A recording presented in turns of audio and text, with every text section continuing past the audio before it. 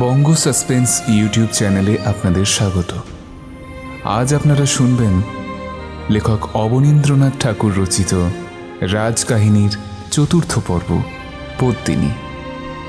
বাকি 3টে পর্ব ইতিমধ্যে আমাদের চ্যানেলে আপলোড করা হয়েছে, সেগুলো যদি শুনে না থাকেন অবশ্যই সেগুলো শুনবেন। তাহলে শুরু হচ্ছে আমাদের আজকের পর্ব পদ্মিনী।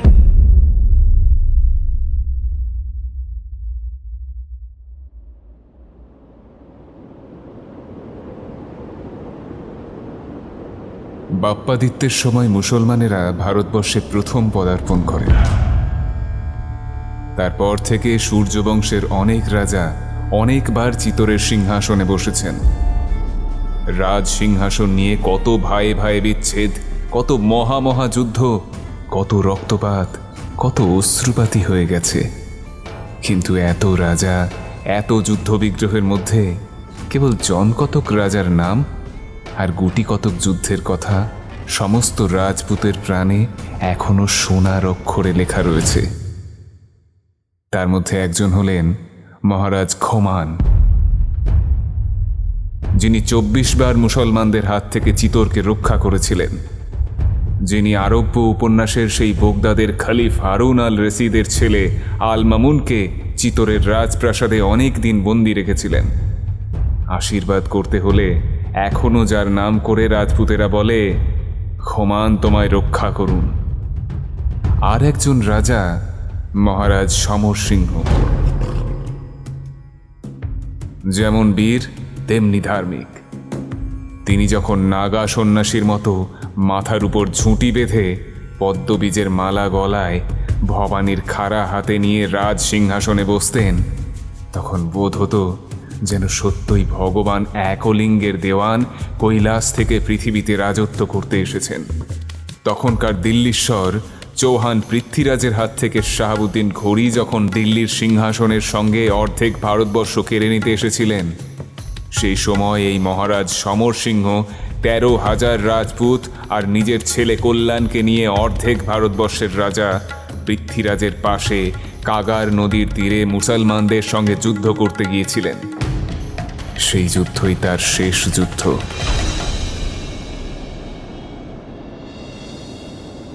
পৃথ্বীরাজ ছিলেন সমর সিংহের প্রাণের বন্ধু। তার আদরের মহিষী মহারানী পৃথার ছোট ভাই।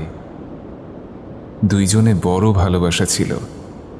তাই বুঝি এই শেষ যুদ্ধে সমর সিংহ জন্মের মতো বন্ধুত্বের সমস্ত ধার সুধে দিয়ে চলে গেলেন। যখন যুদ্ধের দিনে প্রলয়ের ঝড় বৃষ্টির মাঝে পৃথ্বীরাজের লক্ষ লক্ষ হাতি ঘোড়া সৈন্য সামন্ত ছিন্ন ভিন্ন ছারখার হয়ে গেল, যখন জয়ের কোনো আশা নেই, প্রাণের মায়া কাটাতে না পেরে যখন প্রায় সমস্ত রাজাই পৃথ্বীরাজকে বিপদের মাঝে রেখে একে একে নিজের রাজত্বের মুখে পালিয়ে চললেন, যখন একমাত্র সমর সিংহ স্ত্রী পুত্র পরিবার রাজমুকুট রাজ সিংহাসন তুচ্ছ করে প্রাণের বন্ধু পৃথ্বীরাজের জন্য মুসলমানদের সঙ্গে ঘোর যুদ্ধে প্রাণ দিলেন, আগে সেই ধর্মাত্মা মহাবীর সমর সিংহ তার 16 বছরের ছেলে কল্যাণ আর সেই 13,000 রাজপুতের বুকের রক্তে কাগার নদীর বালুচর রাঙা হয়ে গেল। তবে পৃথ্বীরাজ বন্দী হলেন। তবে দিল্লির হিন্দু সিংহাসন মুসলমান বাদশাহ শাহাবুদ্দিনের হস্তগত হল। এখন সে শাহাবুদ্দিন কোথায়? কোথায় বা সেই দিল্লির রাজভক্ত? কিন্তু যে ধর্মাত্মা বন্ধুর জন্য নিজের প্রাণকে তুচ্ছ করলেন, সেই মহাবীর সমর সিংহের নাম রাজপুত কবিদের সুন্দর গানের মধ্যে চিরকাল অমর হয়ে আছে। এখনো রাজপুতানায় সেই গান গেয়ে কত লোক রাস্তায় রাস্তায় ভিক্ষা করে। সমর সিংহের পর থেকে প্রায় 100 বছর কেটে গেছে। চিতরের রাজ সিংহাসনে তখন রানা লক্ষণ সিংহ আর দিল্লিতে পাঠান বাদশাহ আলাউদ্দিন। সেই সময় একদিন রানা লক্ষণ সিংহের কাকা ভীম সিংহ সিংহল দ্বীপের রাজকুমারী পদ্মিনীকে বিয়ে করে সমুদ্র পার থেকে চিতরে ফিরে এলেন।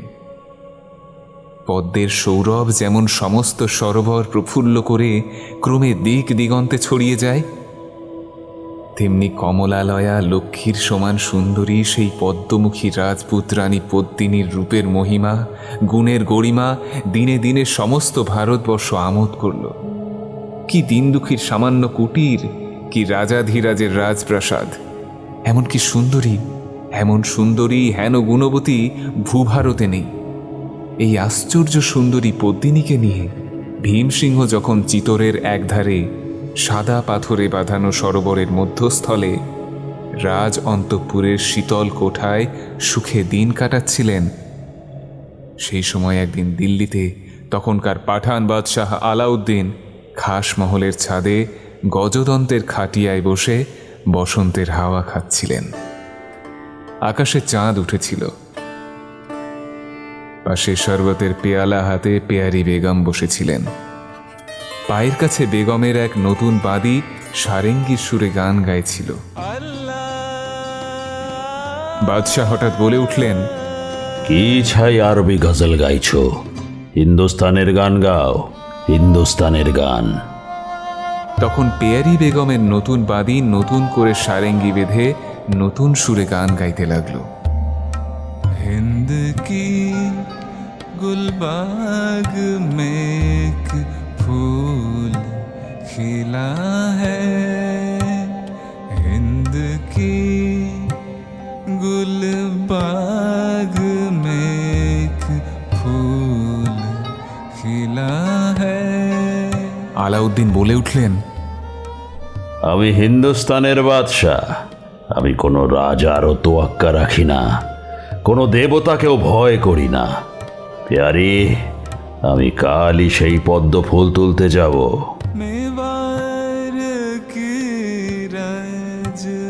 বাঁধি আবার গাইতে লাগলো।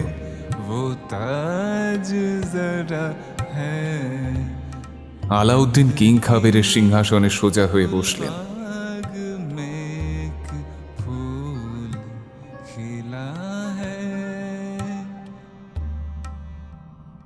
আনন্দের সুরে গান শেষ হলো। আজ চিতোরের অন্তঃপুরে যে ফুল বিরাজে, কবি যার নাম গায় ভারতে, তার দোসর কোথায়? জগতে তার জুড়ি কই? ধন্য রানা ভীমসিংহ, জয় রাজধানী চিতোরের রাজ উদ্যানে প্রফুল্ল পদ্মিনী। আলাউদ্দিনের কানে অনেকক্ষণ ধরে বাজতে লাগলো চিতোরের রাজ উদ্যানে প্রফুল্ল পদ্মিনী। তিনি আকাশের দিকে চেয়ে বলে উঠলেন, বাদি, তুই কি স্বচক্ষে পদ্মিনীকে দেখেছিস? সে কি সত্যই সুন্দরী? জাহাপনা, দিল্লি আসবার আগে আমি চিতোরে নাচ গান করে সময় কাটাতাম। পদ্মিনীর বিয়ের রাত্রে আমি রানীর মহলে নেচে এসেছি। আলাউদ্দিন গালে হাত দিয়ে বসে ভাবতে লাগলেন। কিছুক্ষণ পর বলে উঠলেন, প্যারি, আমার ইচ্ছে করে পদ্মিনীকে এই খাস মহলে নিয়ে আসি। শাহিনশাহ, আমার সাথ যায় ওই আকাশের চাঁদটাকে সোনার কৌটোয় পুড়ে রাখি। কথাটা আলাউদ্দিনের ভালো লাগলো না।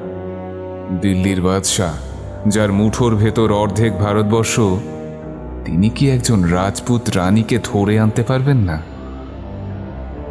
শেহেনশাহ মুখ গম্ভীর করে উঠে গেলেন। মনে মনে বলে গেলেন, থাকো প্যারি, যদি পদ্মিনীকে আনতে পারি তবে তোমাকে তার বাঁধি হয়ে থাকতে হবে।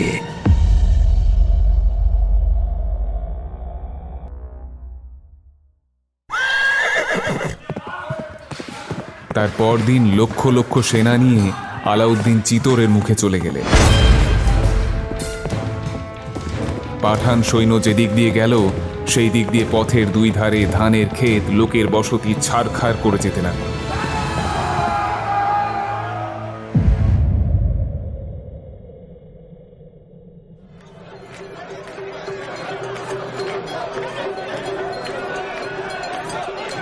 তখন বসন্তকাল।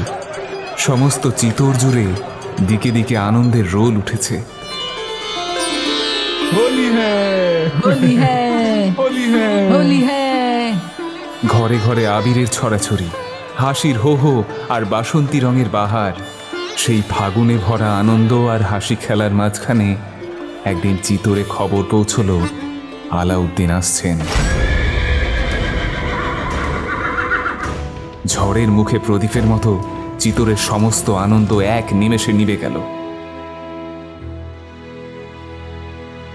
তখন কোথায় রইল রানার রাজসভায় ধ্রুপদ খেয়ালে হরি বর্ণনা?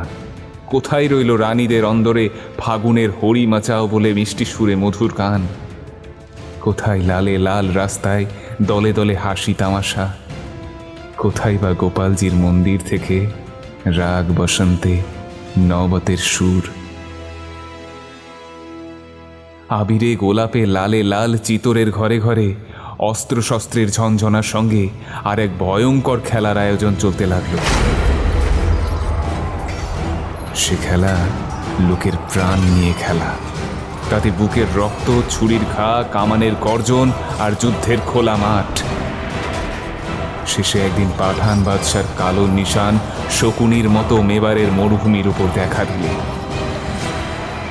ভীমসিংহ হুকুম দিলেন, কেল্লার দরজা বন্ধ করো। ঝনঝন শব্দে চিতরের 7টা ফটক তৎক্ষণাৎ বন্ধ হয়ে গেল। পাঠান বাদশাহ ভেবেছিলেন, যাব আর পদ্মিনীকে কেড়ে আনবো। কিন্তু এসে দেখলেন বুকের পাঁজর প্রাণের চারিদিকে যেমন ঢেকে রাখে, তেমনি রাজপুতের তলোয়ার পদ্মিনীর চারিদিকে দিবারাত্রি ঘিরে রয়েছে। সমুদ্র পার হওয়া সহজ, কিন্তু এই 7টা ফটক পার হয়ে চিতরের মাঝখান থেকে পদ্মিনীকে কেড়ে আনা অসম্ভব। পাঠান বাদশাহ পাহাড়ের নিচে তাঁবু গাড়বার হুকুম দিলেন।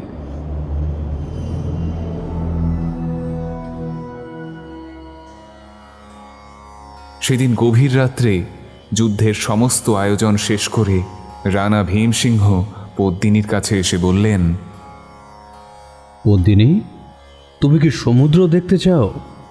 যেমন অনন্ত নীল সমুদ্রের ধারে তোমাদের রাজপ্রাসাদ ছিল, তেমনই সমুদ্র। তামাশা রাখো রানা, তোমাদের এই মরুভূমির দেশে আবার সমুদ্র পেলে কোথা থেকে? ভীমসিংহ পদ্মিনীর হাত ধরে কেল্লার ছাদে উঠলেন।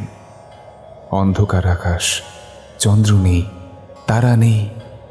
পদ্মিনী দেখলেন সেই অন্ধকার আকাশের নিচে আর একখানা কালো অন্ধকার কেল্লার সম্মুখ থেকে মরুভূমির ওপর পর্যন্ত জুড়ে রয়েছে। পদ্মিনী বলে উঠলেন, রানা, এখানে সমুদ্র ছিল? আমি তো জানি না। মাগো, সাদা সাদা ঢেউ উঠছে দেখো। পদ্মিনী, এ যে সে সমুদ্র নয়, এ পাঠান বাদশার চতুরঙ্গ সৈন্যদল। ওই দেখো, তরঙ্গের পর তরঙ্গের মতো শ্রী জলের কল্লোলের মতো চলেছে। ওই শোনো সৈন্যদের কোলাহল।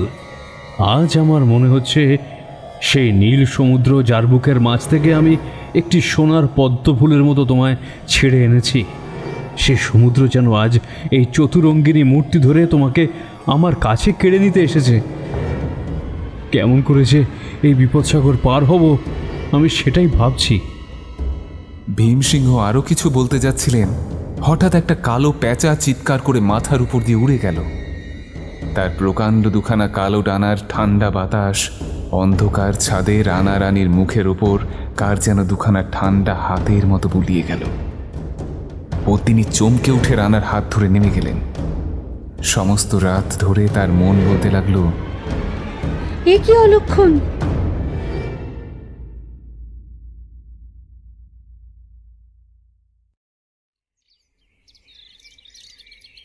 তার পরদিন পূবের আকাশে ভোরের আলো সবেমাত্র দেখা দিয়েছে। এমন সময় একজন রাজপুত সওয়ার পাঠান শিবিরে উপস্থিত হল। বাদশাহ আলাউদ্দিন তখন রূপোর কুরসিতে বসে তসবিদানা জপ করছিলেন। খবর হলো রানা লক্ষণ সিংয়ের দূত হাজির। বাদশাহ হুকুম দিলেন, হাজির হোনে কো কহো। রানার দূত 3 বার কুর্নিশ করে বাদশার সামনে দাঁড়িয়ে বললেন, বাদশার সঙ্গে আপনার কিসের বিবাদ যে আজ এত সৈন্য নিয়ে আপনি চিতরে উপস্থিত হলেন? রানার সঙ্গে আমার কোনো শত্রুতা নেই, আমি রানার খুড়ো ভীম সিংহের কাছে পদ্মিনীকে ভিক্ষা চাইতে এসেছি। তাকে পেলেই দেশে ফিরব। শাহেনশাহ, আপনি রাজপুত জাতকে চেনেন না, সেই জন্য এমন কথা বলছেন। রানার কথা ছেড়ে দিন। আমরা রাজপুত, আমরা প্রাণ দিতে পারি, তবু মান খোয়াতে পারি না। আপনি রানীর আশা পরিত্যাগ করুন। বরং শাহেনশাহর যদি অন্য কিছু নেবার থাকে তবে হিন্দুস্তানের বাদশার এক কথা, হয় পদ্মিনী নয় যুদ্ধ। রানার দূত পিছু হটে 3 বার কুর্নিশ করে বিদায় হল।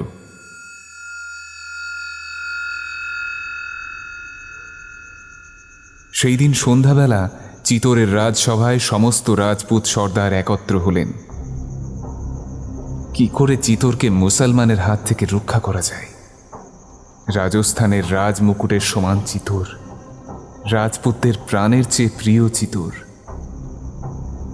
মুসলমানরা প্রায় ভারতবর্ষ গ্রাস করেছে। তাদের সঙ্গে যুদ্ধে কত বড় বড় হিন্দু রাজার রাজত্ব ছারখার হয়ে একেবারে লোপ পেয়ে গেছে, কিন্তু চিতোরের সিংহাসন সেই পুরাকালের মতো এখনো অটল, এখনো স্বাধীন আছে।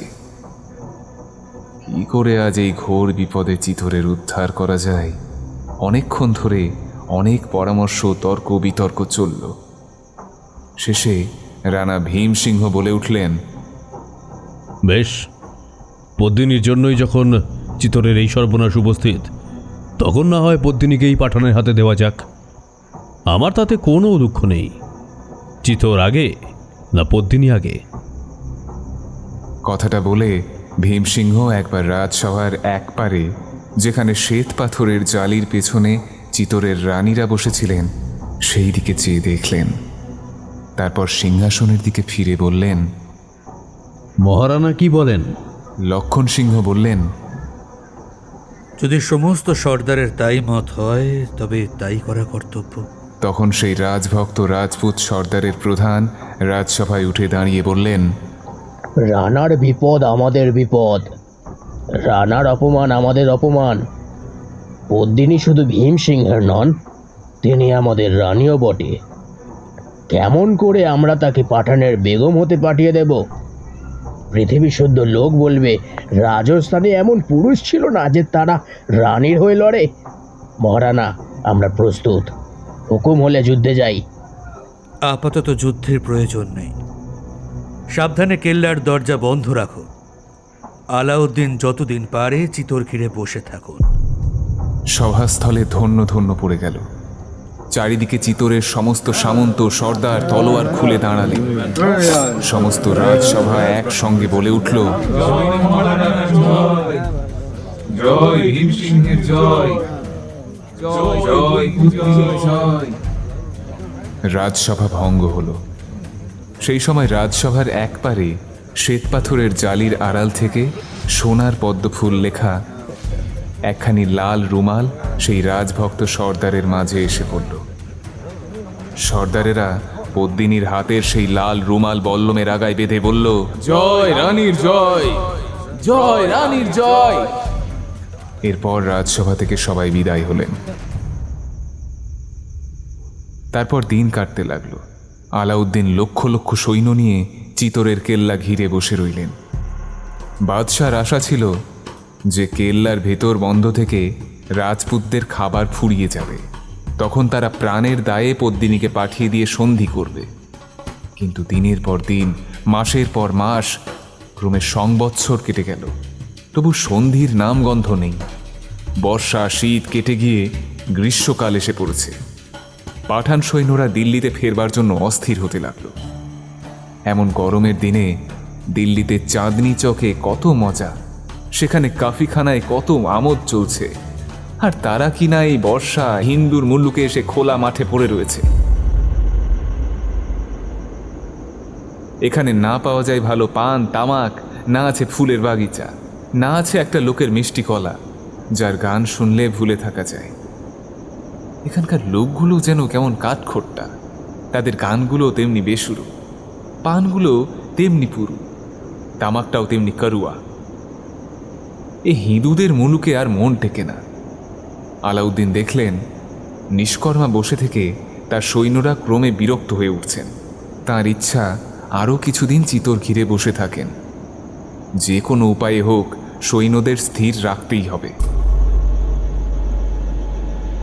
বাদশাহ তখন এক একদিন এক এক দল সৈন্য নিয়ে শিকার করে বেড়াতে লাগলেন। সেই সময় একদিন শিকার শেষে আলাউদ্দিন শিবিরে ফিরে আসছেন। একদিকে সবুজ জনারের ক্ষেত সন্ধ্যার অন্ধকারে কাজলের মতো নীল হয়ে এসেছে, আর একদিকে পাহাড়ের উপর চিতরের কেল্লা মেঘের মতো দেখা যাচ্ছে। মাঝে সুড়িপথ। সেই পথে প্রথমে শিকারী পাঠানের দল বড় বড় হরিণ ঘাড়ে গাইতে গাইতে চলেছে। তারপর বড় বড় আমির ওমরা, কেউ হাতির পিঠে, কেউ ঘোড়ায় চড়ে চলেছেন। সব শেষে বাদশাহ আলাউদ্দিন এক হাতে ঘোড়ার লাগাম, আর হাতে সোনার জিঞ্জির বাঁধা প্রকাণ্ড একখানা শিকারী পাখি। বাদশাহ ভাবতে ভাবতে চলেছেন, আজ এতদিন হয়ে গেল, তবু তো চিতর দখল হলো না। সৈন্যরা দিল্লি ফেরবার জন্য ব্যস্ত, আর কতদিন তাদের ভুলিয়ে রাখা যায়? যে পদ্মিনীর জন্য এত সৈন্য নিয়ে এত কষ্ট সয়ে বিদেশে এলাম, সেই পদ্মিনীকে তো একবার চোখেও দেখতে পেলাম না। বাদশাহ একবার বাঁ হাতের উপর প্রকাণ্ড শিকারী পাখিটার দিকে চেয়ে দেখলেন। হয়তো তার মনে হচ্ছিল, যদি কোনো রকমে দুখানা ডানা পাই, তবে এই বাজটার মতো চিতরের মাঝখান থেকে পদ্মিনীকে ছোঁ মেরে নিয়ে আসি। হঠাৎ সন্ধ্যার অন্ধকারে ডানার একটুখানি ঝটাপট সেই ঘুমন্ত শিকারী পাখির কানে পৌঁছল। সে ডানা ঝেড়ে ঘাড় ফুলিয়ে বাদশার হাতে সোজা হয়ে বসল। আলাউদ্দিন বুঝলেন, ব্যাটা নিশ্চয়ই কোনো শিকারের সন্ধান পেয়েছে। তিনি আকাশে চেয়ে দেখলেন, মাথার উপর দিয়ে দুখানি পান্নার টুকরোর মতো একজোড়া শুক শাড়ি উড়ে যাচ্ছে। বাদশাহ ঘোড়া থামিয়ে বাজের পা থেকে সোনার জিঞ্জির খুলে নিলেন। তখন সেই প্রকাণ্ড পাখি বাদশার হাত ছেড়ে নিঃশব্দে অন্ধকার আকাশে উঠে কালো দুখানা ডানা ছড়িয়ে দিল। শিকারীদের মাথার উপর একেবারে স্থির হয়ে দাঁড়ালো। তারপর একেবারে 300 গজ আকাশের উপর থেকে এক টুকরো পাথরের মতো সেই দুটো শুকশাড়ি মাঝে এসে পড়ল। বাদশাহ দেখলেন, একটি পাখি ভয়ে চিৎকার করতে করতে সন্ধ্যার আকাশে উড়ে বেড়াচ্ছে, আর একটি পাখি প্রকাণ্ড সেই বাজের থাবার ভিতর ছটফট করছে। তিনি শীষ দিয়ে বাজ পাখিটাকে ফিরে ডাকলেন। পোষা বাজ শিকার ছেড়ে বাদশার হাতে উড়ে এলো, আর ভয়ে ভয়ে মৃতপ্রায় সেই সবুজ শুক ঘুরতে ঘুরতে মাটিতে পড়ল। বাদশাহ আনন্দে সেই তোতা পাখিকে তুলে নিতে হুকুম দিয়ে শিবিরের দিকে ঘোড়া ছোটালেন। আর সেই তোতা পাখির জোড়া পাখিটি প্রথমে করুণ সুরে ডাকতে ডাকতে সেই শিকারীর সঙ্গে সন্ধ্যার আকাশ দিয়ে অনেকক্ষণ ধরে উড়ে চলল। শেষে ক্রমে ক্রমে আস্তে আস্তে ভয়ে ভয়ে যে ওমরাহের হাতে একটি খাঁচায় ডানা ভাঙা তার সঙ্গী তোতা ছটফট করছিল, সেই খাঁচার উপর নির্ভয়ে এসে বসল। ওমরা আশ্চর্য হয়ে বলে উঠলেন, কি আশ্চর্য সাহস! ই তো দেখছি তুতার বিপদ দেখে তুতি আপনিই ধরা দিয়েছে। আলাউদ্দিন তখন পদ্মিনীর কথা ভাবতে ভাবতে চলছিলেন। হঠাৎ ওমরাহের মুখে এই কথা শুনে তার মনে হলো, আচ্ছা, যদি ভীম সিংহকে ধরা যায়, তবে হয়তো সেই সঙ্গে রানী পদ্মিনীও ধরা দিতে পারে। বাদশাহ শিবিরে এসে সমস্ত রাত্রি ভীমসিংহকে বন্দি করবার ফোন দিয়ে আঁটতে লাগলেন। 2-1 দিন পরেই রানার সঙ্গে এই কথাবার্তা হলো যে আলাউদ্দিন সমস্ত পাঠান সৈন্য নিয়ে বিনা যুদ্ধে দিল্লিতে ফিরে যাবেন। তার বদলে একমাত্র তিনি একখানি আয়নার ভিতর রাজপুত্রানী পদ্মিনীকে একবার দেখতে পাবেন। আর চিতরের কেল্লার ভিতর বাদশাহ যতক্ষণ একা থাকবেন, ততক্ষণ তার কোনো বিপদ না ঘটে সেই জন্য স্বয়ং মহারানা দায়ী রইলেন। বাদশাহ চিতর যাবার জন্য প্রস্তুত হতে লাগলেন। শিকারী যে এত শীঘ্র ফাঁদে পা দেবে আলাউদ্দিন স্বপ্নেও ভাবেননি। তিনি মহা আনন্দে পাঠান ওমরাহদের নিয়ে সমস্ত পরামর্শ স্থির করলেন।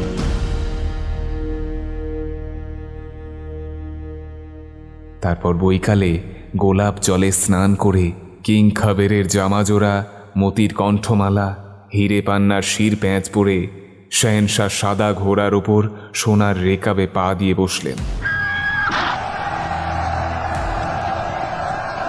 সঙ্গে সঙ্গে প্রায় 200 জন পাঠান বীর, যারা প্রাণের ভয় রাখে না, যুদ্ধই যাদের ব্যবসা, বাদশাহ ঘোড়ায় চড়ে একা পাহাড় ভেঙে কেল্লার দিকে উঠে গেলেন। আর সেই পাঠান সওয়ারেরা পাহাড়ের নিচ থেকে প্রথমে নিজের শিবিরে ফিরে গেল, তারপর আবার একে একে সন্ধ্যার অন্ধকারে কেল্লার কাছে ফিরে এসে পথের ধারে প্রকাণ্ড একটা আমবাগানের তলায় লুকিয়ে রইল। সূর্যদেব তখন চিতরের পশ্চিম দিকে প্রকাণ্ড একখানা মেঘের আড়ালে অস্ত গেলেন।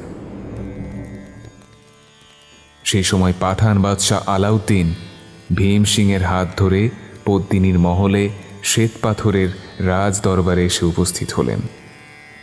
সেখানে আর কোনো জনমানব ছিল না, কেবল হাজার হাজার মোমবাতির আলো।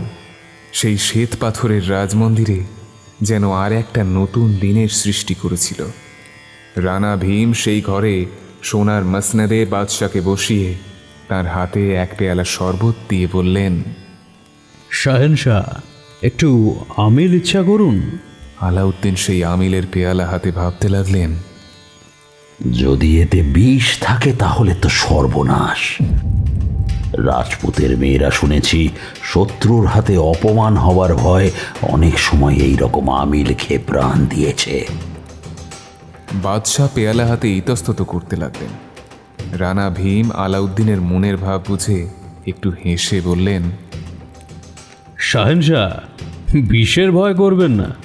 মহারানা স্বয়ং যখন আপনার কোনো বিপদ না ঘটে সেই জন্য দায়ী, তখন আজ যদি আপনি সমস্ত চিতর একা ঘুরে আসেন, তবু একজন রাজপুতও আপনার গায়ে হাত তুলতে সাহস পাবে না। আপনি নিশ্চিন্ত থাকুন। অতিথিকে আমরা দেবতার মতো মনে করি।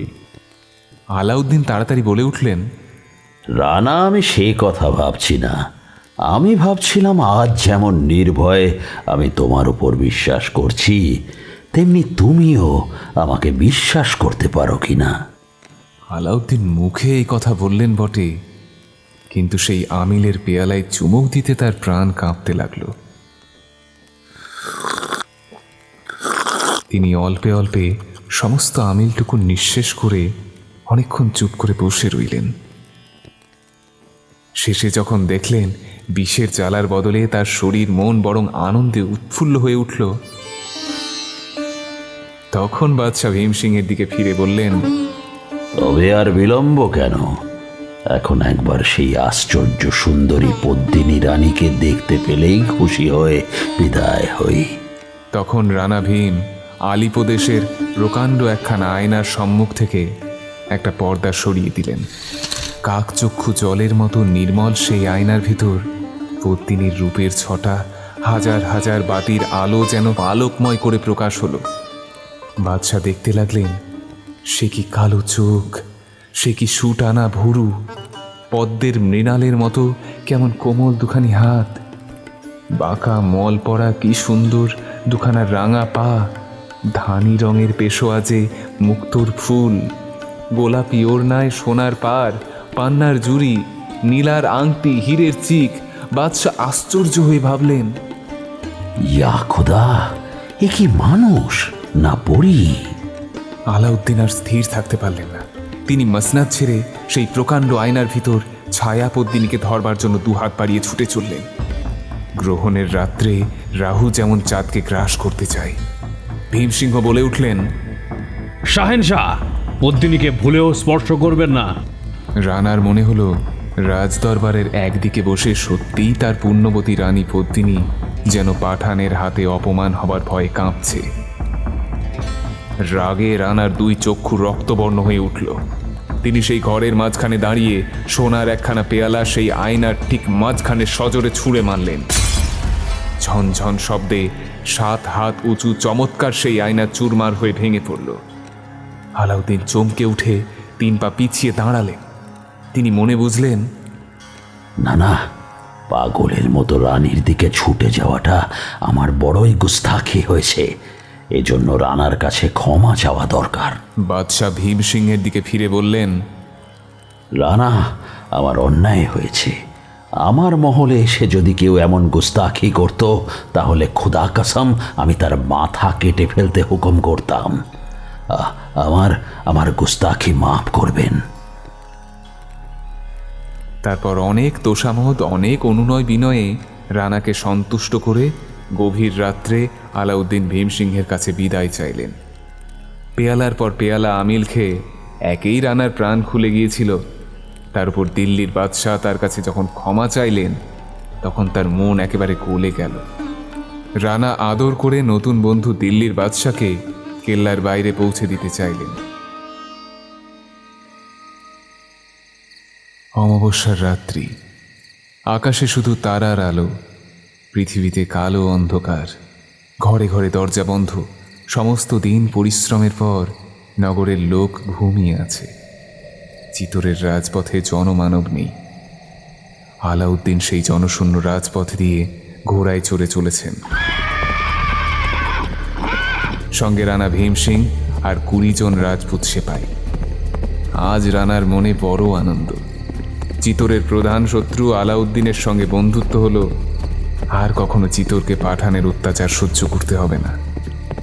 রানা যখন ভাবলেন কাল সকালে পাঠান সৈন্য চিতোর ছেড়ে চলে যাবে, যখন ভাবলেন চিতোরের সমস্ত প্রজা কাল থেকে নির্ভয়ে রানা রানীর জয় জয়কার দিয়ে যে যার কাজে লাগবে, তখন তার মন আনন্দে নৃত্য করতে লাগল।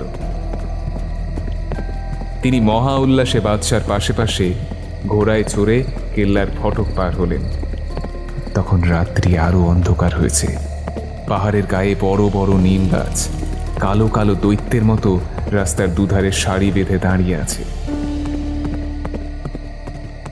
আর কোথাও কোনো শব্দ নেই, কেবল কেল্লার উপর থেকে একবার প্রহরীদের হই হই আর পাথরের রাস্তায় সেই 22টা ঘোড়ার খুরের খটখট।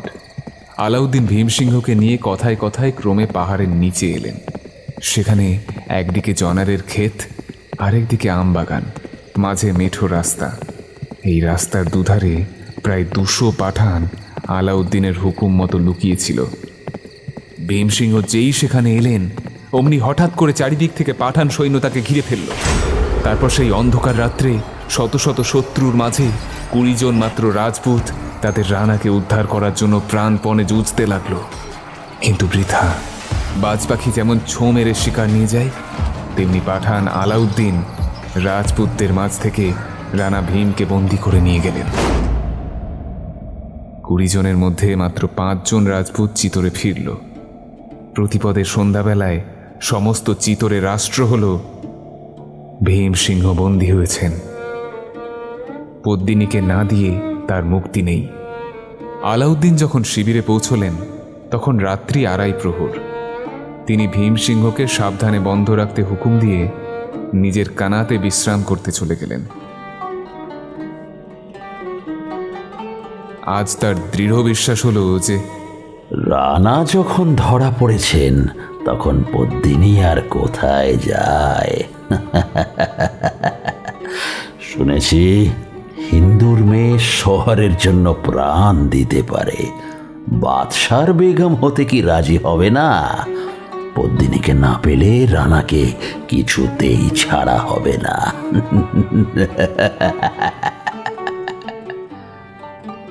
আলাউদ্দিন মনে মনে এই প্রতিজ্ঞা করে সোনার খাটিয়ায় দুধের ফেনার মতো ধপধপে বিছানায় শুয়ে হিন্দু রানী পদ্মিনীর কথা ভাবতে ভাবতে শেষ রাত্রে ঘুমিয়ে পড়লেন।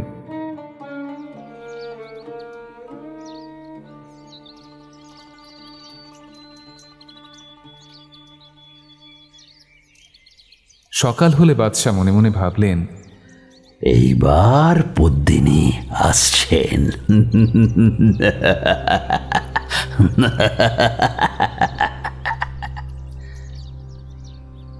সকাল গিয়ে দুপুর কেটে সন্ধ্যা হলো, পদ্মিনী এলেন না। দিনের পর দিন, রাতের পর রাত চলে গেল, তবু পদ্মিনীর দেখা নেই। বাদশাহ অস্থির হয়ে উঠলেন। তার মনে হতে লাগলো, এই ভীমসিংহ কি আসল ভীমসিংহ নয়? আমি কি ভুল করে মামুলি কোনো সর্দারকে বন্দি করে এনেছি? কে আছো? রানাকে হাজির করো। এদিকে লোহার শিকলে বাঁধা রানা ভীমসিংহ বাঁধা সিংহের মতো বাদশার দরবারে উপস্থিত হলেন। শেহেনশাহ জিজ্ঞাসা করলেন, তুমি কি পদ্মিনীর ভীমসিংহ? পাঠান, কেন তোমার কি সন্দেহ হচ্ছে নাকি?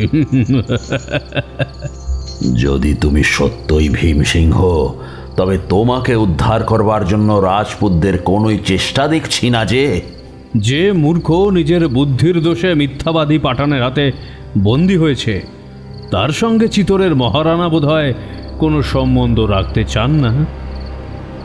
কথাটা শুনে বাদশার মনে খটকা লাগলো। আলাউদ্দিন মহাভাবিত হয়ে দরবার ছেড়ে উঠে গেলেন। সেই দিন শেষ রাত্রে চিতোরের উপর কেল্লার খোলা ছাদে পদ্মিনী গালে হাত দিয়ে একা দাঁড়িয়েছিলেন। নীল পদ্মের মতো তার দুটি সুন্দর চোখ পাঠান শিবিরের দিকে, যেখানে ভীমসিংহ বন্দী ছিলেন, সেই দিকে চেয়েছিল। আকাশ তখন পরিষ্কার হয়নি। পূর্ব দিকে সূর্যের আলো সোনার তারের মতো দেখা দিয়েছে। এমন সময় দুজন রাজপুত সর্দার পদ্মিনীর পায়ে এসে প্রণাম করলেন। একজনের নাম গোরা, আরেকজনের নাম বাদল। গোরার বয়স 50-এর উপর, আর তার বড় ভাইয়ের ছেলে বাদলের বয়স বছর 12। গোরা বাদল দুজনেই পদ্মিনীর বাপের বাড়ির লোক। রাজকুমারী পদ্মিনী যখন ভীমসিংহের রানী হয়ে সিংহল ছেড়ে চলে আসেন, তখন তার সঙ্গে এই গোরা এক হাতে তলোয়ার আর এক হাতে মা বাপ হারা কচি বাদলকে নিয়ে দেশ ছেড়ে চিতোরে এসেছিলেন।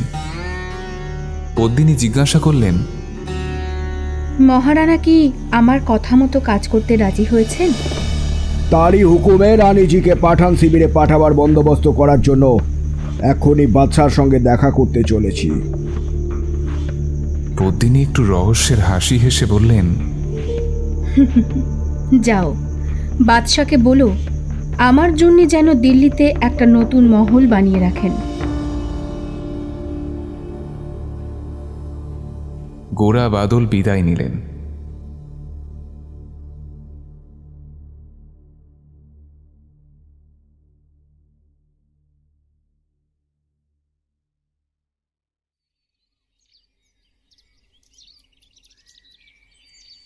দেখতে দেখতে সমস্ত পৃথিবী প্রকাশ করে সূর্যদেব উদয় হলেন। পদ্মিনী দেখলেন আলাউদ্দিনের লাল রেশমের প্রকাণ্ড শিবির সকালবেলায় সূর্যের আলোয় ক্রমে ক্রমে রক্তময় হয়ে উঠল। তিনি বাদশাহের সেই কানাতের দিকে চেয়ে বলে উঠলেন, ধূর্ত পাঠান, তোতে আমাতে আজ যুদ্ধ আরম্ভ হলো। দেখি কার কত দূর ক্ষমতা। সেদিন শুক্রবার, মুসলমানদের জুম্মা। আলাউদ্দিন ফজরের নামাজ করে দরবারে বসেছেন। এমন সময় মহারানার চিঠি নিয়ে গোরা বাদল উপস্থিত হলেন। বাদশাহ মহারানার মোহর করা চিঠি হাতে নিয়ে পড়তে লাগলেন গোরা। তাতে লেখা রয়েছে, পদ্মিনীকে বাদশার হাতে দেওয়া স্থির হলো।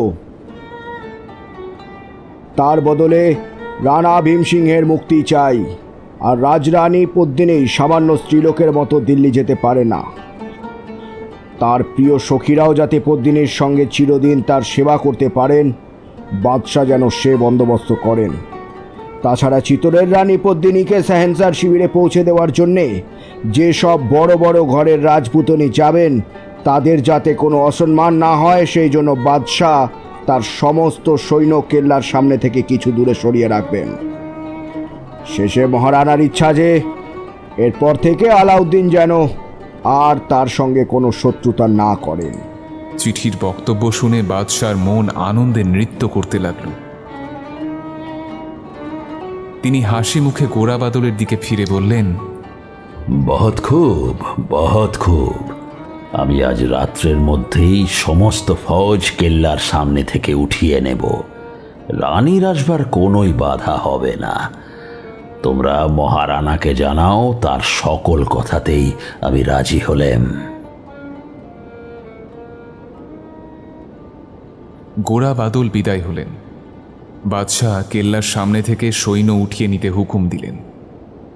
একদিনের মধ্যে এত সৈন্য অন্য জায়গায় উঠিয়ে নেওয়া সহজ নয়।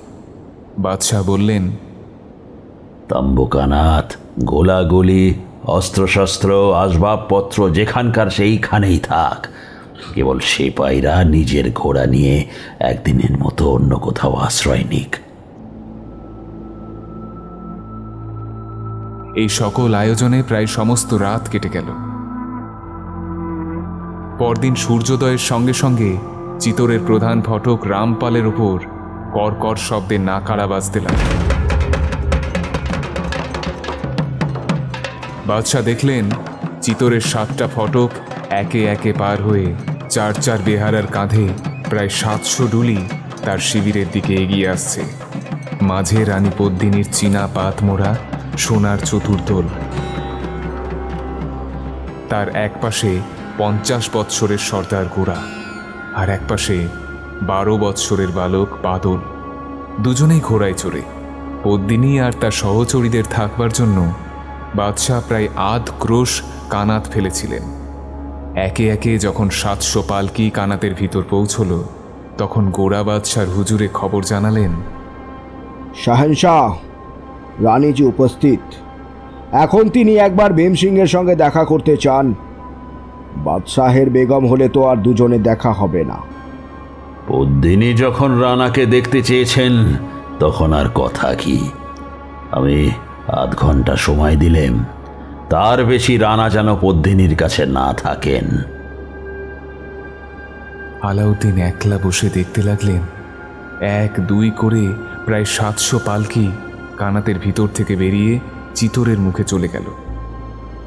সঙ্গে ঘোড়ায় চড়ে 12 বৎসরের বাদল। বাদশাহ একজন ওমরাকে জিজ্ঞাসা করলেন, এসব পালকিতে কারা আছে? শুনলাম চিতোর থেকে যে সকল বড় বড় ঘরের রাজপুতনি রানীকে বিদায় দিতে এসেছিলেন তারাই ফিরে গেলেন। ভীমসিংহ কোথায়? অন্দরে আছেন। আলাউদ্দিন শিবিরের এক কোণে বালির ঘড়ির দিকে চেয়ে দেখলেন 8 ঘন্টা হয়ে গেছে। এইবার পদ্মিনীর সঙ্গে দেখা হবে। বাদশাহ সাজগোজ করবার জন্য অন্য এক শিবিরে উঠে গেলেন। সেখানে আতর, গোলাপ, হিরে জহরতের ছড়াছড়ি। কোথাও সোনার আতরদানে 1000 টাকা ভরি গোলাপ আতর, কোথাও মুক্তোর তাজ, পান্নার শিরপ্যাঁচ, কৌটো ভরা মানিকের আংটি, আলনায় সাজানো কিং খাবেরের জামা জোড়া, রেশমি রুমাল, জরির লপেটা। বাদশাহ যতক্ষণ কিং খাবেরের জামা জোড়া জরির লপেটা পরে আয়নার সম্মুখে পাকা দাড়িতে গোলাপি আতর লাগাচ্ছিলেন, ততক্ষণ সেই 700 পালকির একখানিতে রানা ভীমসিংহকে লুকিয়ে মেবারের বাছা বাছা রাজপুত সর্দারেরা পাঠান শিবিরের মাঝখান দিয়ে চিতোরের মুখে এগিয়ে চলেছেন। ক্রমে আলাউদ্দিনের সাজগোজ সাঙ্গ হল। 8 ঘন্টা শেষ হয়ে 1 ঘন্টা পূর্ণ হতে চলল। এখনো পদ্মিনীর শিবির থেকে ভীমসিংহ ফিরে এলেন না। বাদশাহ গোরাকে ডাকতে হুকুম দিলেন। গোরার কোনো সন্ধান পাওয়া গেল না। আলাউদ্দিন আর স্থির থাকতে পারলেন না। ব্যস্ত সমস্ত হয়ে যেখানে 8 ক্রোশ জুড়ে কানাত খাটানো হয়েছিল সেখানে উপস্থিত হলেন। দেখলেন পদ্মিনীর সোনার চতুর্দোল শূন্য পড়ে আছে। যে লাল মখমলের প্রকাণ্ড শিবিরে তিনি চিতোরের রানী পদ্মিনীকে মানিকের খাঁচায় সোনার পাখিটির মতো পুষে রাখবেন ভেবেছিলেন, সে শিবির অন্ধকার। কোথায় পদ্মিনী, কোথায় তার 100 সখী, আর কোথায় বা বন্দী ভীমসিংহ? পাঠান শিবিরে হুলস্থুল পড়ে গেল। সকলেই শুনলে পাকি বেহারা সেজে রাজপুতেরা বন্দী রানাকে ফাঁকি দিয়ে নিয়ে গেল। বাদশাহ তখনই সমস্ত সৈন্য জড়ো করতে হুকুম দিয়ে 2000 ঘোড়সওয়ারের সঙ্গে চিতোরের মুখে বেরিয়ে গেলেন। সবেমাত্র রানার পালকি চিতোরের ফটক পার হয়েছে, এমন সময় পাঠান বাদশার ঘোড়সওয়ার কালবৈশাখীর ঝড়ের মতন ধুলি উড়িয়ে চারিদিক অন্ধকার করে দিন দিন শব্দে রাজপুত সৈন্যের উপর এসে পড়ল। তখন বেলা 2 প্রহর। আগুনের সমান তপ্ত রৌদ্রে 12 বৎসরের বালক বাদল আর 50 বৎসরের বৃদ্ধ গোরা একদল রাজপুতকে নিয়ে প্রাণপণে চিতোরের সিংহদ্বার রক্ষা করতে লাগলেন। সন্ধ্যা হয়ে এলো, তবু যুদ্ধের শেষ হলো না। চিতোর থেকে দলের পর দল রাজপুত এসে যুদ্ধে যোগ দিতে লাগলো। বাদশাহ হাজার হাজার সৈন্য পাঠান এনেও চিতোরের একখানা পাথর পর্যন্ত দখল করতে পারলেন না। শেষে যে ভীমসিংহকে তিনি কাল রাত্রে লোহার শৃঙ্খলে বন্ধ করে রেখেছিলেন, সেই ভীমসিংহ যখন হাতির পিঠে যুদ্ধক্ষেত্রে উপস্থিত হলেন, তখন পাঠান বাদশার আশা ভরসা নির্মূল হল। সন্ধ্যার অন্ধকারে অর্ধেক ভারতবর্ষের সম্রাট আলাউদ্দিন চিতোরের সম্মুখ থেকে ঘোড়া ফিরিয়ে শিবিরে গেলেন। জয় জয় রবে চিতোরের নগর পরিপূর্ণ হয়ে উঠল। জয় মহারানার জয়, জয় জয় ভীমসিংহের জয়, জয় জয় পদ্মিনীর জয়।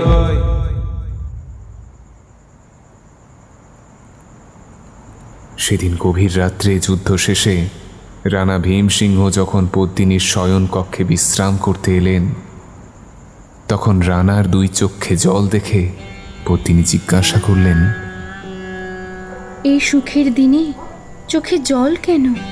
রানা নিঃশ্বাস ফেলে বললেন, পদ্মিনী, আজ আমার পরম উপকারী চিরবিশ্বাসী গোরা চিরদিনের মতো যুদ্ধের খেলা সাঙ্গ করে দেবলোকে চলে গেছে। দুজনে আজ একটিও কথা হলো না। রানী পদ্মিনী শয়ন ঘরের প্রদীপ অন্ধকার করে দিলেন। চিতোরের মহাশ্মশানের দিক থেকে যেন একটা হায় হায় হায় শব্দ সেই ঘরের ভিতর ভেসে আসতে লাগলো। আলাউদ্দিন যখন পদ্মিনীর আশায় চিতোর ঘিরে বসেছিলেন, সেই সময় কাবুল থেকে মোগলের দল একটু একটু করে ক্রমেই ভারতবর্ষের দিকে এগিয়ে আসছিল।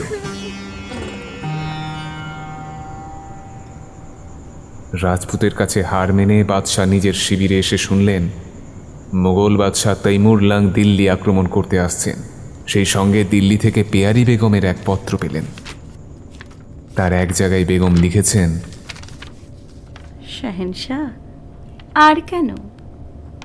পদ্মিনীর আশা আপনি পরিত্যাগ করুন। হে মধুকর, তুমি মধুর সন্ধানে মরুভূমি মাঝে ফিরতে লাগলে, আর বনের ভাল্লুক এসে তোমার সাধের মৌচাকটি লুট করে নিয়ে গেল। সকলই আল্লাহর ইচ্ছা।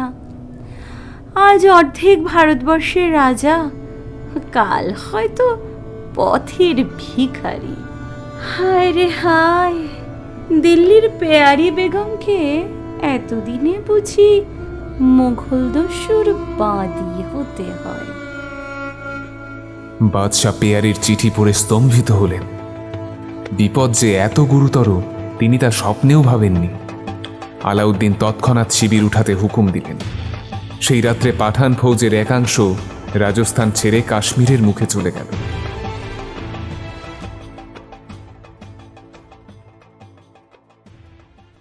তেরো বৎসর পরে চিতোরের সম্মুখে পাঠান বাদশার রণডঙ্কা আর একবার বেজে উঠল। তখন চিতোরের বড় দুরবস্থা। সমস্ত দেশ দুর্ভিক্ষে মহামারীতে উজাড় হয়ে যাচ্ছে। দেশ প্রায় বীর শূন্য। নতুন নতুন লোকের হাতে যুদ্ধের ভার। রানা ভীমসিংহ সেই সব নতুন সৈন্য, নতুন সেনাপতি নিয়ে গ্রামে গ্রামে পথে পথে পাঠান সৈন্যকে বাধা দিতে লাগলেন। কিন্তু তার সমস্ত চেষ্টা ব্যর্থ হল। যুদ্ধের পর যুদ্ধে রাজপুতদের হারিয়ে দিয়ে গ্রামের পর গ্রাম, কেল্লার পর কেল্লা দখল করতে করতে একদিন আলাউদ্দিন চিতোরের সম্মুখে এসে উপস্থিত হলেন। বাদশাহী ফৌজ চিতোরের দক্ষিণে পাহাড়ের উপর গড়বন্দি তাঁবু সাজিয়ে রাজপুতের সঙ্গে শেষ যুদ্ধের জন্য অপেক্ষা করতে লাগলো। এবার প্রতিজ্ঞা, চিতোরের কেল্লা ভূমিসাৎ না করে দিল্লি ফেরা নয়। মলিন মুখে রানা ভীমসিংহ চিতোরগড়ে ফিরে এলেন। মহারানা লক্ষণ সিংহ রাজসভায় ভীমসিংহকে ডেকে বললেন, কাকাজি, এতদিনে বুঝি চিতোরগড় পাঠানের হস্তগত হয়, আর উপায় নেই। প্রজা সকল হাহাকার করছে। সমস্ত দেশ দুর্ভিক্ষে উজাড় হয়ে যাচ্ছে। তার উপর এই বিপদ উপস্থিত। এখন কি নিয়ে, কাকে নিয়েই বা লড়াই করি? চিতোর এখনো বীরশূন্য হয়নি। এখনো আমরা 1 বৎসর পাঠানের সঙ্গে যুদ্ধ চালাতে পারি, এমন ক্ষমতা আমরা রাখি। লক্ষণ সিংহ ঘাড় নেড়ে বললেন, কাকাজি, আর যুদ্ধ বৃথা। আমি বেশ বুঝতে পারছি পাঠানের সঙ্গে সন্ধি না করলে আর রক্ষা নেই। তবে কেন এই দুর্ভিক্ষের দিনে সমস্ত দেশ জুড়ে যুদ্ধের আগুন জ্বালাই? সমস্ত প্রজা আমার মুখের দিকে চেয়ে আছে। আমার ক্ষতিতে রাজ্যে যদি শান্তি আসে, যদি আগুন নিভে যায়, তবে পাঠানের সঙ্গে সন্ধি করায় ক্ষতি কি? না হয় কিছুকাল পাঠান বাদশার একজন তালুকদার হয়েই কাটালাম। ভীম সিংহের দুই চোখে জল পড়তে লাগলো।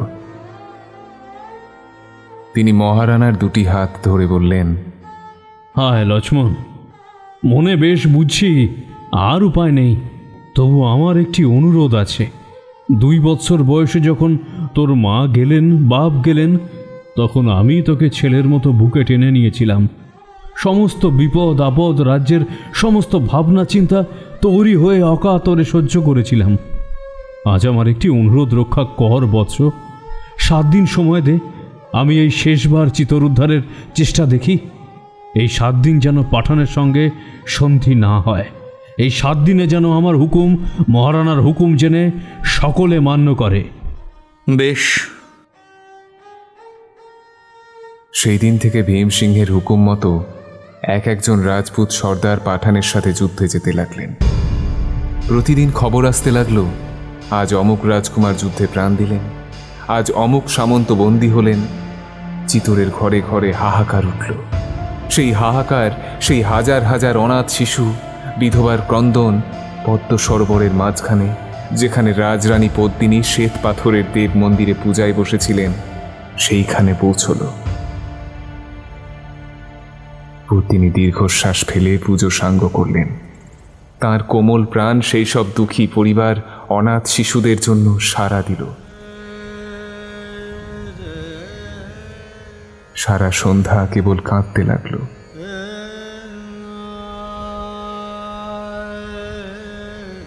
ভীমসিংহ যখন মহলে এলেন, তখন পদ্মিনী 2 হাত জোর করে বললেন, প্রভু, আর কতদিন যুদ্ধ চলবে? 3 দিন মাত্র। কিন্তু যুদ্ধে আর কোনো ফল নেই। রাজপুতের প্রাণে সে উৎসাহ আর নেই। এখন উপায় কি? সূর্যবংশের মহারানাকে এইবার বুঝি পাঠান বাদশার তালুকদার হতে হলো? উদ্বিগ্ন কণ্ঠে পদ্মিনী জিজ্ঞাসা করলেন, প্রভু, চিতর রক্ষার কি কোনো উপায় নেই? উবর দেবী যদি কৃপা করেন তবেই রক্ষে। হায় পদ্মিনী, কার পাপে চিতরের এ দুর্দশা হলো? তারপর 2-1টি কথার পর ভীমসিংহ অন্য কাজে চলে গেলেন।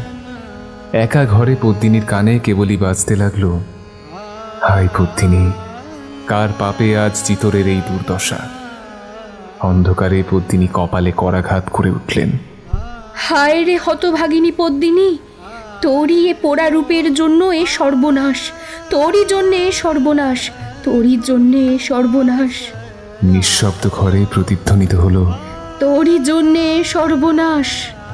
ঠিক সেই সময় চৈত্র মাসের পরিষ্কার আকাশ মেঘাচ্ছন্ন হয়ে বড় বড় ফোঁটায় বৃষ্টি নামল। পদ্মিনী একটা মোটা চাদরে সর্বাঙ্গ ঢেকে নিজের মহল থেকে চিতরেশ্বর উবর দেবীর মন্দিরে একা চলে গেলেন।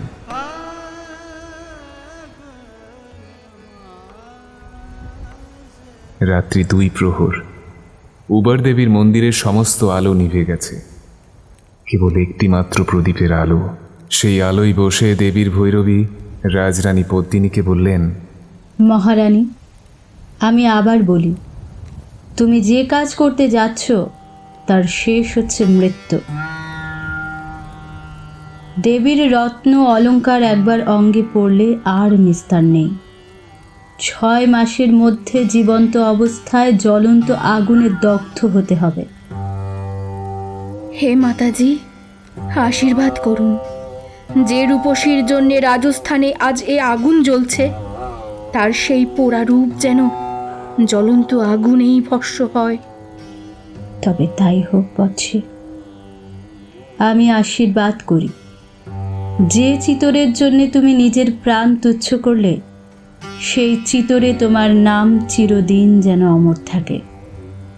যে মহাসতীর রত্ন অলংকার আজ তুমি পড়তে চললে, সেই মহাসতী মরণান্তে তোমায় যেন চরণে রাখেন। রানী পদ্মিনী ভৈরবীর হাত থেকে একটি চন্দন কাঠের কৌটোয় উবর দেবীর সমস্ত রত্ন অলংকার নিয়ে বিদায় হলেন।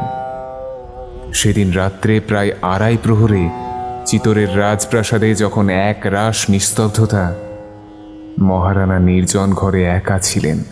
যখন তার সমস্ত প্রজা পাঠানের সঙ্গে সন্ধি হবে, দেশে শান্তি আসবে মনে করে নিশ্চিন্ত মনে ঘুমিয়েছিল, সেই সময় সমস্ত মেবারের রাজা ভগবান একলিঙ্গের দেওয়ান মহারানা লক্ষণ সিংয়ের চোখে ঘুম ছিল না।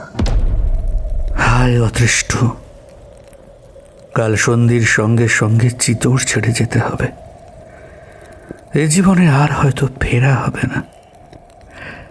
রাজ্য, সম্পদ, মান, মর্যাদা, আত্মীয় স্বজন সব ছেড়ে কোন দূরদেশে সামান্য বেশি নির্বাসনে যেতে হবে। মহারানা দীর্ঘশ্বাস ফেলে চারিদিকে চেয়ে দেখলেন, ঘরের এক কোণে সোনার দীপদানে একটিমাত্র প্রদীপ জ্বলছিল। প্রকাণ্ড ঘরের আর সমস্তটা অন্ধকার। খিলানের পর খিলান, থামের পর থামের সারি অন্ধকার থেকে গাঢ় অন্ধকারে মিশে গেছে। একটিমাত্র প্রদীপের আলোয় নিঃশব্দ সেই প্রকাণ্ড ঘর আরও যেন অন্ধকার বোধ হতে লাগল। মহারানা অন্তপুরে যাবার জন্য উঠে দাঁড়ালেন। হঠাৎ পায়ের তলায় মেঝের পাথরগুলো একবার যেন কেঁপে উঠল। তারপর মহারানা অনেকখানি ফুলের গন্ধ আর অনেক নুপুরের ঝিনঝিন শব্দ পেলেন। কারা যেন অন্ধকারে ঘুরে বেড়াচ্ছে। মহারানা বলে উঠলেন, কে তোরা? কি চাস? চারিদিকে দেওয়ালের ভিতর থেকে, ছাদের উপর থেকে, পায়ের নিচ থেকে শব্দ উঠল, এত রাত্রে চিতোরের রাজপ্রাসাদেই উপবাসে কে জাগে? আবার শব্দ উঠল, তারপর গাঢ় ঘুমের মাঝখানে স্বপ্ন যেমন ফুটে ওঠে, তেমনি শয়ন ঘরের অন্ধকারে এক অপরূপ দেবী মূর্তি ধীরে ধীরে উঠল। মহারানা বলে উঠলেন, কে তুমি? দেবতা না দানব? আমায় ছলনা করছো? লক্ষণ সিংহ দীপদান থেকে সোনার প্রদীপ উঠিয়ে ধরলেন। প্রদীপের আলো দেবীর কিরিট কুণ্ডলের রত্ন অলঙ্কারে অসংখ্য অসংখ্য মণিমাণিক্যে হাজার হাজার আগুনের শিখার মতো দপদপ করে জ্বলতে লাগল। লক্ষণ সিংহ দেখলেন চিতোরেশ্বরী উবর দেবী। ভয়, ভক্তি, বিস্ময়ে মহারানার সর্বশরীর অবশ হয়ে এলো। পরমানন্দে দুর্বল তার হাত থেকে সোনার প্রদীপ খসে পড়ল। তারপর সব অন্ধকার। সেই অন্ধকারে মহারানার স্বপ্ন দেখলেন কি জেগে আছেন বুঝতে পারলেন না। তিনি যেন শুনতে পেলেন দেবী বলছেন, বড় ক্ষুধা, বড় পিপাসা, আমি মহাবলী চাই। রক্ত না হলে এ পিপাসার শান্তি নেই। মহারানা, ওঠো, জাগো, দেশের জন্য বুকের রক্তপাত করো। আমার খরপর রক্তের শতধারায় পরিপূর্ণ করো। রাজা, প্রজা, বালক, বৃদ্ধ যদি চিতোরের জন্য প্রাণ উৎসর্গ করে তবেই কল্যাণ।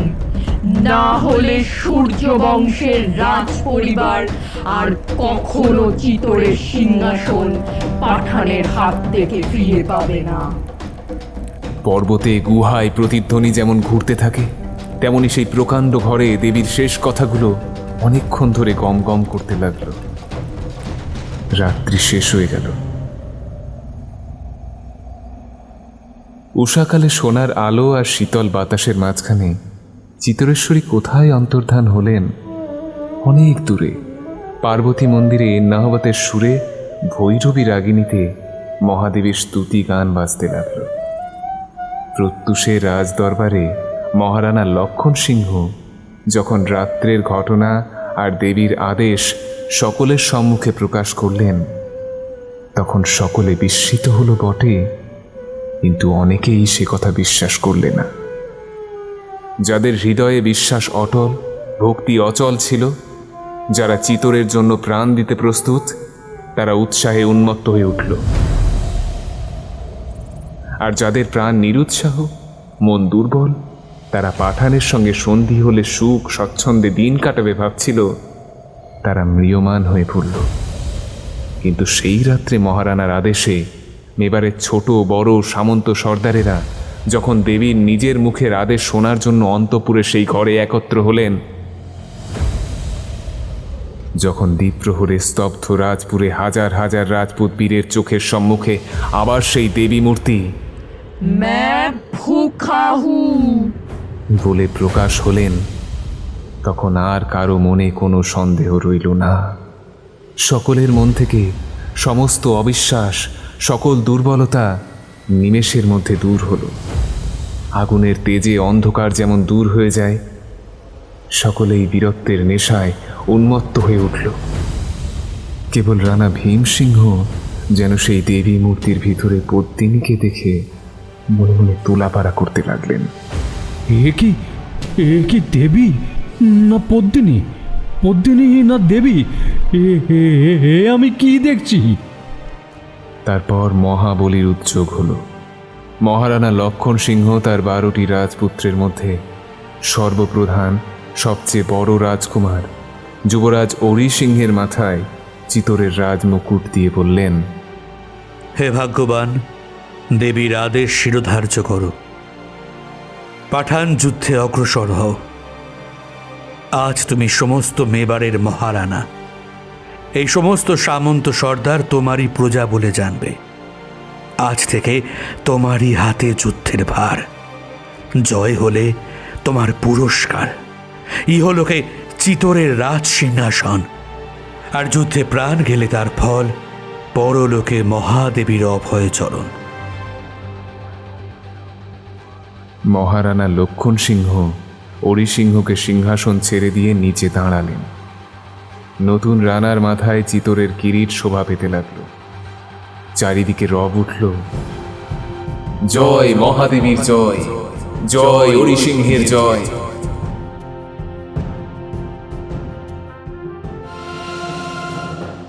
লক্ষণ সিংহ বলতে লাগলেন, সর্দারগণ, আমার আরেকটি শেষ কর্তব্য আছে। সে কর্তব্য দেবীর কাছে নয়, চিতরের কাছে নয়, আমার পিতা পিতামহ স্বর্গীয় মহারানাদের কাছে। এই মহাসমরে মেবারের রাজবংশ একেবারে নির্মূল না হয়, পরলোকে পিতৃপুরুষেরা যাতে জলগণ্যুষ পান, রাজস্থানে বাপ্পার বংশ যুগে যুগে যাতে অমর থাকে, সেই জন্যে আমার ইচ্ছা অজয় সিংহ নিজের স্ত্রী পুত্র নিয়ে কৈলরের নির্জন দুর্গে চলে যান। অজয় সিংহ মহারানার সম্মুখে হাত জোর করে বললেন, পিতা, আমার 11 ভাই চিতরের জন্য যুদ্ধে প্রাণ দেবে, আর আমি কিনা স্ত্রীলোকের মতন শিশু সন্তান মানুষ করবার জন্য বসে থাকব? আমি কি এতই দুর্বল, এমনই অক্ষম? বৎস, হতাশ হয়েও না। যে মহৎ কাজের ভার তোমায় দিলেম, চিতরের যে কোনো রাজপুত সে ভার পেলে নিজেকে ধন্য বোধ করত। হয়তো আমাদের রক্তপাতে চিতর উদ্ধার হবে না, হয়তো তোমাকেও চিতরের জন্যে প্রাণপণ করতে হবে।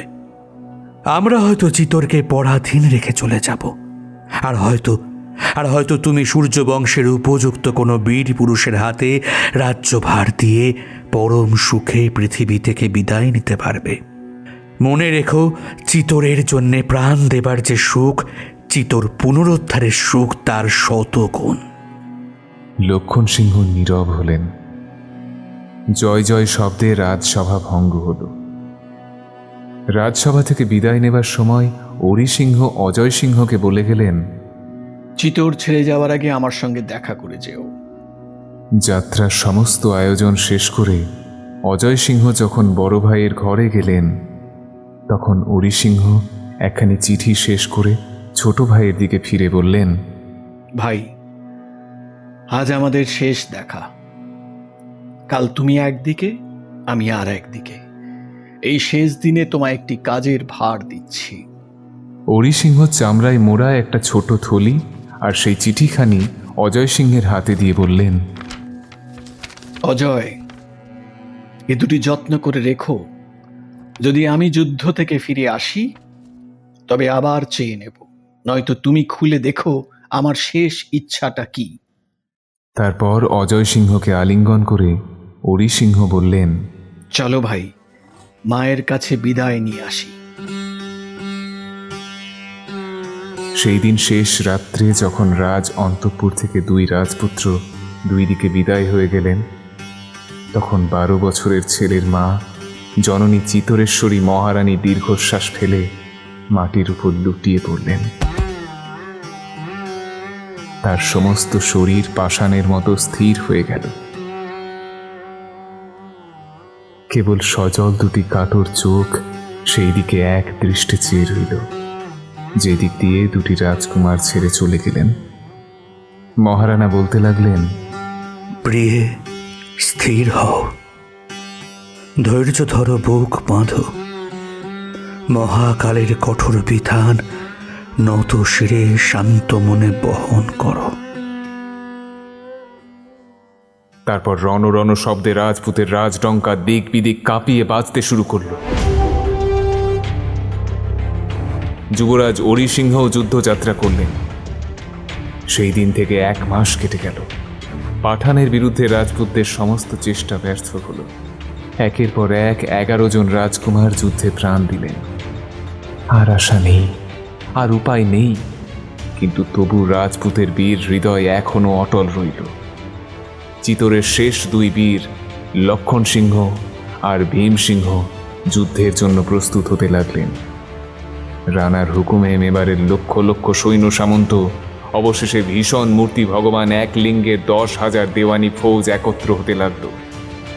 তাদের এক হাতে শূল আর হাতে কুঠার, 2 কানে শাঁখের কুণ্ডল, মাথায় কালো ঝুঁটি, গলায় রুদ্রাক্ষের মালা, গায়ে বাঘ ছালের অঙ্গরাখা, পিঠে একটা করে প্রকাণ্ড ঢাল।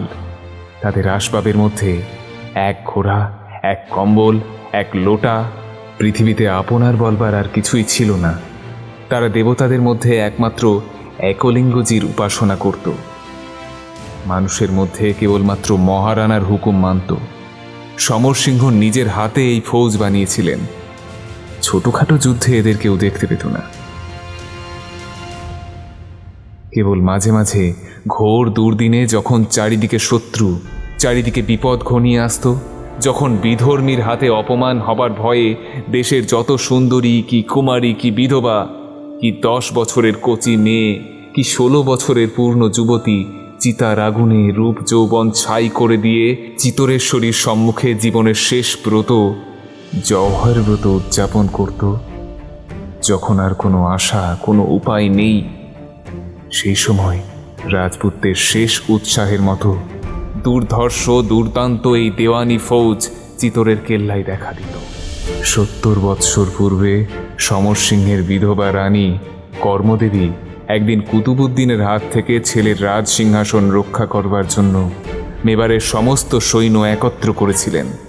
সেই দিন একবার দেওয়ানি ফৌজের ডাক পড়েছিল, আর আজ কয় পুরুষ পরে মহারানা লক্ষণ সিংহের হুকুমে দেওয়ানি ফৌজ আর একবার চিতরের কেল্লায় উপস্থিত হল।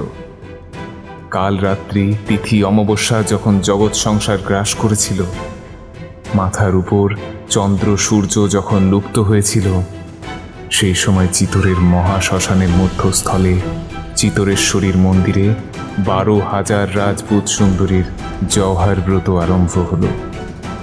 মন্দিরের ঠিক সম্মুখে অন্ধকার একটা সুরঙ্গের উপর দাঁড়িয়ে রাজস্থানের প্রথম সুন্দরী রানী পদ্মিনী অগ্নিদেবের স্তব আরম্ভ করলেন। হে অগ্নি, হে পবিত্র উজ্জ্বল স্বর্ণকান্তি, এসো, পৃথিবীর অন্ধকার তোমার আলোয় দূরে যাক।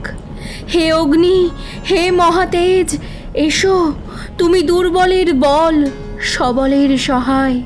হে দেবতা, হে ভয়ঙ্কর, আমাদের ভয় দূর করো, সন্তাপ নাশ করো, আশ্রয় দাও। লজ্জা নিবারণ, দুঃখ বিনাশন, বহ্নি শিখা, তুমি জীবনের শেষ গতি, বন্ধনের মহামুক্তি।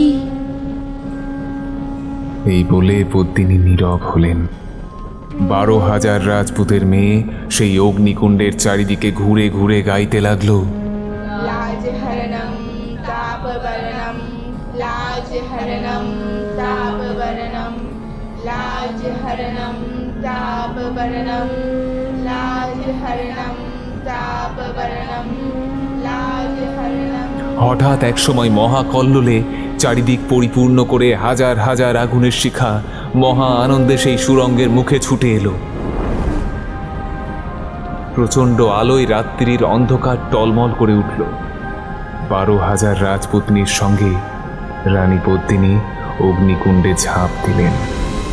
চিতরের সমস্ত ঘরের সমস্ত সোনামুখ মিষ্টি কথা বলা আর মধুর হাসি নিয়ে এক নিমেষে চিতার আগুনের ছাই হয়ে গেল। সমস্ত রাজপুতের বুকের ভিতর হতে চিৎকার উঠল, জয় মহাসতীর জয়, জয় মহাসতীর জয়।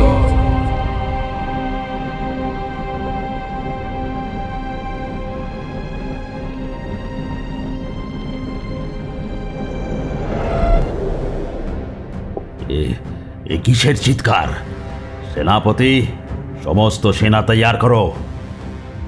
মুহূর্ত বিলম্ব না করে সঙ্গে সঙ্গে চিতরের পাহাড় বেয়ে বর্ষাকালের স্রোতের মতো রাজপুতের সেনা হর হর শব্দে দিক বিদিক ঝাঁপিয়ে ভয়ঙ্কর তেজে পাঠান সৈন্যের উপর এসে পড়ল। আলাউদ্দিনের তাতার সৈন্য দেওয়ানি ফৌজের কুঠারের মুখে নিমেষের মধ্যে ছিন্ন ভিন্ন ছারখার হয়ে পলায়ন করলে আলাউদ্দিন নতুন নতুন সৈন্য এনে বারংবার রাজপুতদের বাধা দিতে লাগলেন। স্রোতের মুখে বালির বাঁধের মতো তার সমস্ত চেষ্টা প্রতিবার বিফল হল। আলাউদ্দিন নিজে একজন সামান্য বীর পুরুষ ছিলেন না, এর চেয়ে ঢের কম সৈন্য নিয়ে তিনি মেবারের চেয়ে অনেক বড় বড় হিন্দু রাজত্ব অনায়াসে জয় করেছেন। কিন্তু আজ যুদ্ধে রাজপুতদের বীরত্ব দেখে তাকে ভয় পেতে হল। 12 বার তিনি সৈন্য সাজিয়ে রাজপুতদের বাধা দিলেন, আর 12 বার তাকে হটে আসতে হলো। আলাউদ্দিন বেশ বুঝলেন আজ যুদ্ধের শেষ নেই। একদিকে দিল্লির বাদশাহী তখ্ত, আর একদিকে চিতরের রাজ সিংহাসন। কোনটা থাকে কোনটা যায়? তখন বেলা 3য় প্রহর। আলাউদ্দিন নিজের সমস্ত ফৌজ একেবারে এক সময় সেই 12,000 রাজপুতের দিকে চালাতে হুকুম দিলেন।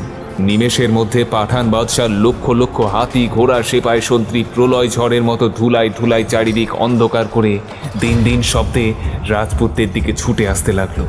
তারপর হঠাৎ এক সময় সমুদ্রের তরঙ্গে নদীর জল যেমন, তেমনি সেই অগণিত পাঠান সৈন্যের মাঝে কয়েক হাজার রাজপুত কোনখানে লুপ্ত হলো কিছুই আর দেখা গেল না। কেবল সূর্যাস্তের কিছু পূর্বে সেই যুদ্ধরত অসংখ্য সৈন্যের মাথার উপরে সূর্যমূর্তি লেখা চিতরের রাজ পতাকা একবার মাত্র সন্ধ্যের আলোয় বিদ্যুতের মতো চমকে উঠল। তারপরেই শব্দ উঠল, আল্লাহু আকবার, সুলতান কি ফতেহ, আল্লাহু আকবার, শহনশাহ কি ফতেহ, আল্লাহু আকবার, শহনশাহ কি ফতেহ। পাঠানের পায়ের তলায় মহারানার রাজছত্র চূর্ণ হয়ে গেল। সূর্যদেব সমস্ত পৃথিবী অন্ধকার করে অস্ত গেলেন। রক্ত মাংসের লোভে রণস্থলের উপর দলে দলে নিশাচর পাখি কালো ডানা মেলে উড়ে বেড়াতে লাগলো। চিতর হস্তগত হলো। পাঠানের তলোয়ার চিতরের পথঘাট রক্তের স্রোতে রাঙা করে ধনধান্য মণিমুক্তায় লক্ষ লক্ষ তাতার ফৌজ বড় বড় সিন্ধুক পরিপূর্ণ করল। কিন্তু যে রত্নের লোভে আলাউদ্দিন আজ অমরাবতীর সমান চিতরের নগর শ্মশান করে দিলেন, যার জন্য দিল্লির সিংহাসন ছেড়ে বিদেশে এলেন, সেই পদ্মিনীর সন্ধান পেলেন কি? বাদশাহ চিতরে এসে প্রথমে শুধলেন, পদ্মিনী কোথায়? বলো পদ্মিনী কোথায়? হুজুর, वो नहीं रही।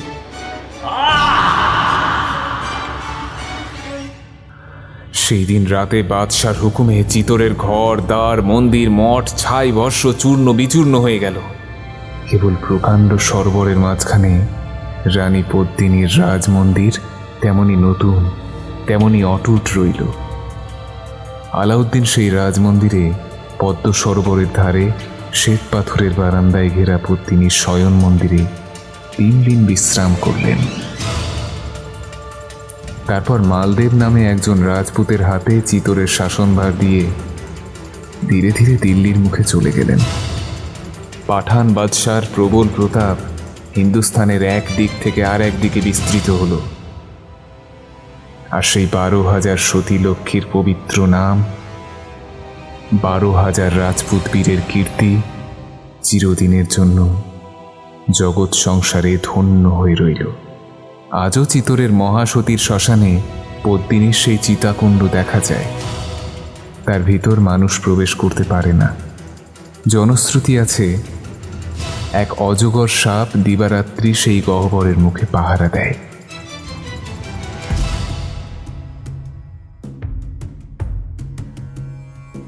আপনারা শুনলেন লেখক অবনীন্দ্রনাথ ঠাকুর রচিত রাজকাহিনীর 4র্থ পর্ব পদ্মিনী।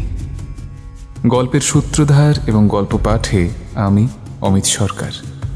এছাড়া বিভিন্ন গুরুত্বপূর্ণ চরিত্রে কণ্ঠ দিয়েছেন ইন্দ্রনীল ভাদুরী, পিয়ালি মণ্ডল, সৌরভ সাহা, পার্থ মুখার্জি, দেবশ্রী চক্রবর্তী পণ্ডিত, শুভদীপ ঘোষ, রাজ চট্টোপাধ্যায়, শুভ চক্রবর্তী, বিপাশা গাঙ্গুলি, অন্তিক মণ্ডল, অনুশ্রী মণ্ডল, জয়িতা কুণ্ডু, নিকিতা ঘোষ ও মঞ্জু ঘোষ। আবহ সম্পাদনায় সায়ন দত্ত। প্রচ্ছদ অলঙ্করণে শুভদীপ ব্যানার্জি। সামগ্রিক পরিচালনায় টিম লোককথা। তাহলে কেমন লাগলো আমাদের আজকের গল্প? কমেন্ট করে অবশ্যই আমাদের জানাবেন। আর আমাদের চ্যানেলে নতুন হয়ে থাকলে চ্যানেলটা সাবস্ক্রাইব করে আমাদের পাশে থাকবেন। আর সেই সঙ্গে শুনতে থাকবেন বঙ্গ সাসপেন্স, যেখানে গল্পের আড়ালে থাকে রহস্য আর রহস্যের আড়ালে অন্ধকার।